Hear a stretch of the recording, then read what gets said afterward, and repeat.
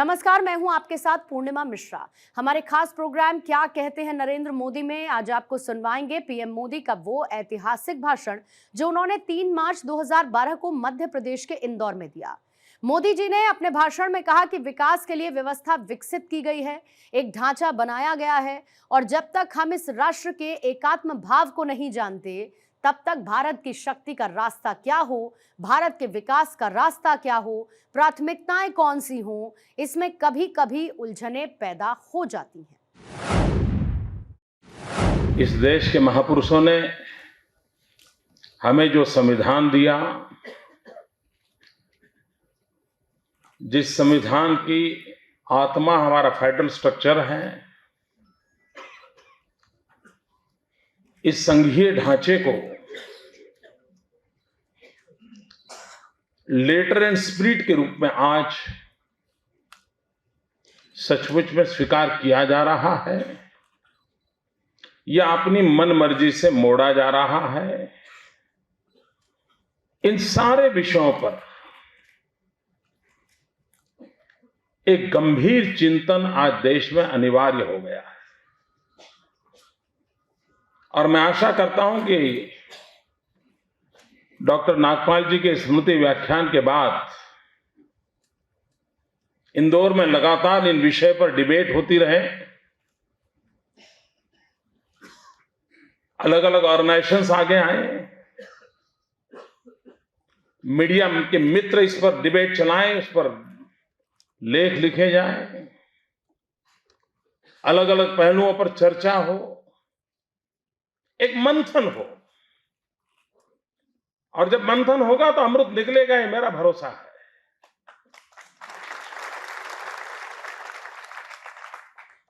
लेकिन ऐसा लग रहा है कि जैसे इस विषय को जितनी अहमियत देनी चाहिए, जितनी गहराई से उसका चिंतन होना चाहिए, समय की दौड़ में सब पीछे छूटता जा रहा है। जिन विषयों को मैं स्पर्श करूंगा उसकी शुरुआत तो मैं कैलाश जी के भाषण से करना चाहूंगा। वो देर से इसलिए आए क्योंकि रेलवे की 2 फाटक ने परेशान किया।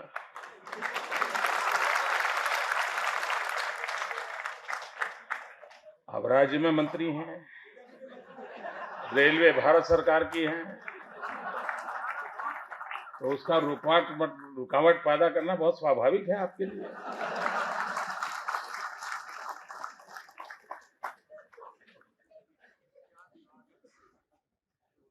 आप बड़े परेशान थे, कारवां गुजर गया, लेकिन ये कारवां गुजरने वाला नहीं है।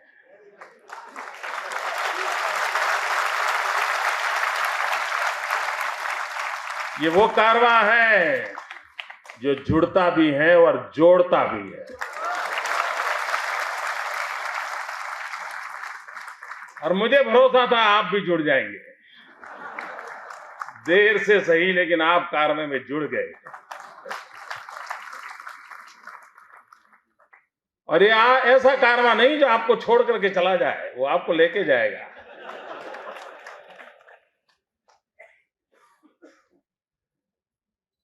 मित्रों, ये जो भारत की विशेषता है, व्यवस्था के तहत हम राज्यों की रचना में कार्यरत है, लेकिन भारत वो एक और असेंबल्ड एंटिटी नहीं है। यह देश एक ऑर्गेनिक एंटिटी है।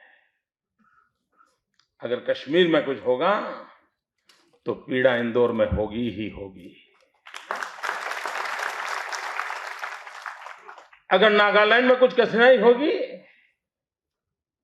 तो जाब्वा में अगर खबर पहुंचेगी तो जाब्वा में भी चिंता फैलेगी। एक ऑर्गेनिक एंटिटी है। विकास के लिए व्यवस्थाएं विकसित की गई है, एक ढांचा बनाया गया है और जब तक हम इस राष्ट्र के इस एकात्म भाव को नहीं जानते तब तक भारत की भक्ति का रास्ता क्या हो,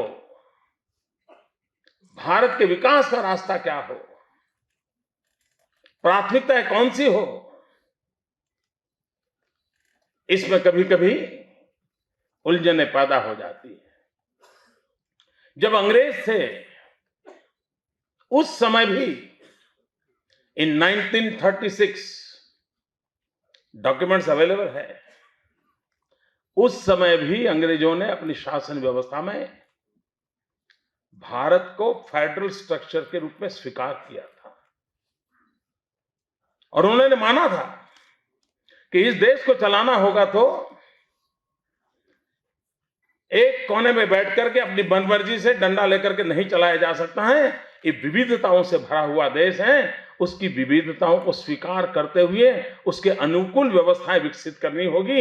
ये 1936 में अंग्रेज शासकों के दिमाग में स्वीकार किया गया था। अब जब भारत का संविधान बना तो इस मूलभूत बात को स्वीकार किया गया और इतना ही नहीं, उसको इस रूप में स्वीकार किया गया है कि जब केशवानंद भारती के लेकर के जब सुप्रीम कोर्ट में विवाद चला तो सुप्रीम कोर्ट का जो जजमेंट है उस जजमेंट में बड़े आग्रह पूर्वक और बड़े वजन के साथ कहा गया है कि हिंदुस्तान की पार्लियामेंट भी संविधान की इस आत्मा को बदल नहीं सकती है जो कि फेडरल स्ट्रक्चर में निहित है। न कोई डाइवर्ट कर सकता है, न कोई डाइल्यूट कर सकता है। ये शब्द सुप्रीम कोर्ट के हैं और इसलिए भारत के विकास के लिए संघीय ढांचे की व्यवस्था को सर्व स्वीकृति से माना गया है। हर फोरम में उसको स्वीकृति मिली हुई है। लेकिन जब इसके अंदर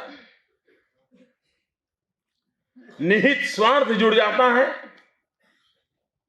सत्तावादी मानस उसके अंदर जुड़ जाता है, तब संकट पैदा होना शुरू हो जाता है।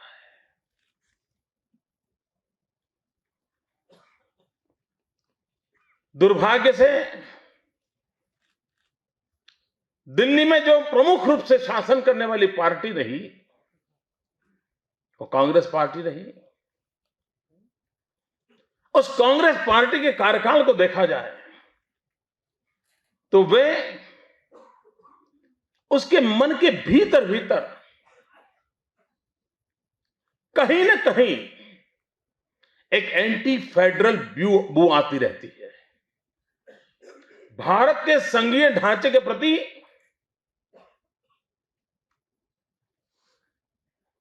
एक नेगेटिव भाव और उसका मूल कारण उनकी सत्तावादी मानसिकता है और सत्तावादी मानसिकता के कारण उन्हें जब जहां मौका मिला उनके प्रतिकूल अगर कोई भी व्यवस्था है, उनके प्रतिकूल कोई भी विचार है तो उस व्यवस्था को उखाड़ फेंकना, उस विचार को समाप्त कर देना और उसके लिए संविधान का जितना दुरुपयोग हो सकता है वो करना, ये उनकी जहन में है। और उसी का कारण है कि समय समय पर भारत के फेडरल स्ट्रक्चर पे कुठाराघात होते रहे हैं। जब केरल में पहली बार कम्युनिस्टों की सरकार बनी, एक तरफ तो कम्युनिस्ट पार्टी दुनिया में डंका बजा करके कह रही थी कि बैलेट के माध्यम से पहली बार विश्व में कम्युनिस्टों ने अपना झंडा फहराया। पूरे विश्व के भी कम्युनिस्ट विचार के लोग इस केरल की घटना का अध्ययन कर रहे थे। क्या बैलेट के माध्यम से कम्युनिज्म आ सकता है? उस तरफ एक चर्चा चल रही थी। तब दूसरी तरफ दिल्ली में बैठे हुए शासक परेशान थे। पूरे देश में कांग्रेस का शासन और ये कैसे हो सकता है कि केरल में हमारे विरोधी लोग सत्ता में कैसे आ जाए? कांग्रेस इस बात को सहन नहीं कर पाई, इस घटना को पचा नहीं पाई और पहली बार इस देश के अंदर उन्होंने संविधान में धारा 356 का दुरुपयोग करते हुए केरल की जनता के द्वारा चुनी हुई सरकार को धारा 356 के तहत उसको निकाल के खारिज कर दिया और गवर्नर रूल लगाकर उस पर कब्जा कर लिया। और उसके बाद तो हम जानते हैं हिंदुस्तान का कोई शायद मुश्किल से राज्य बचा होगा जिसको दिल्ली सरकार के इस जुल्म को सहने की नौबत न आई हो धारा 356 के तहत। कहीं न कहीं उन्हें सरकारों को गिराया, कहीं न कहीं सरकारों को तोड़ा, धारा 356 लगाई, राष्ट्रपति शासन लगाया और दिल्ली से ही रिमोट कंट्रोल से सरकार चलाने का प्रयास किया गया। जब अटल जी की सरकार आई, मोरारजी भाई देसाई जब प्रधानमंत्री बने थे, अटल जी उसमें फॉरेन मिनिस्टर थे और आपातकाल के बुरे दिन देश ने देखे थे और तब देश के संविधान में परिवर्तन किया गया। और वो परिवर्तन था जो इंदिरा जी ने जो परिवर्तन कर करके संविधान के ढांचे को बदला था, उसको एक बार रेक्टिफाई किया, उसको ठीक किया और फिर पुनर्गाड़ी को पटरी पर लाने का प्रयास किया गया। लेकिन ये उनकी आदतें गई नहीं, उसके बाद भी यही कारनामे चलते रहे। और अब जाकर के जब अटल जी की सरकार थी तब संविधान में बदल करके जब तक पार्लियामेंट के अंदर 2/3 बहुमत से सरकार के इस 356 को लागू करने के निर्णय को मंजूरी नहीं मिलती है, तब तक इसको 356 को लागू नहीं किया जाए। राज्यों को रक्षित करने का काम किया गया। और उसके बाद आपने देखा होगा वो धमकियां देते रहते हैं लेकिन कर नहीं पाते हैं। मुझे याद है 2004 में जब मनमोहन सिंह जी की सरकार बनी, तब उस सरकार के एक मंत्री का सबसे पहला बयान ये था कि अब हम 356 से मोदी को उखाड़ फेंकेंगे। पहला बयान था। लेकिन फिर बाद में उनको किसी ने एडवाइस दी होगी कि संविधान अब तो बदल चुका है, आपके हाथ में नहीं है। लेकिन अब एक नया खेल शुरू किया है। उन्होंने 356 का उपयोग करते हुए सत्ताएं कब्जे नहीं कर पा रहे हैं, तो इस प्रकार की कानूनी व्यवस्थाएं कर रहे हैं जो भारत के फेडरल स्ट्रक्चर को बहुत बड़ा गंभीर आघात पहुंचा रही है। अगर यह चलता रहा तो देश के विकास के सामने बहुत बड़े नए प्रश्न चिन्ह खड़े होने वाले हैं। कभी कभी ये डिबेट होती है कि दिल्ली सरकार मजबूत होनी चाहिए कि राज्य मजबूत होने चाहिए। अगर पिलर मजबूत नहीं होंगे तो इमारत कहां से मजबूत होगी।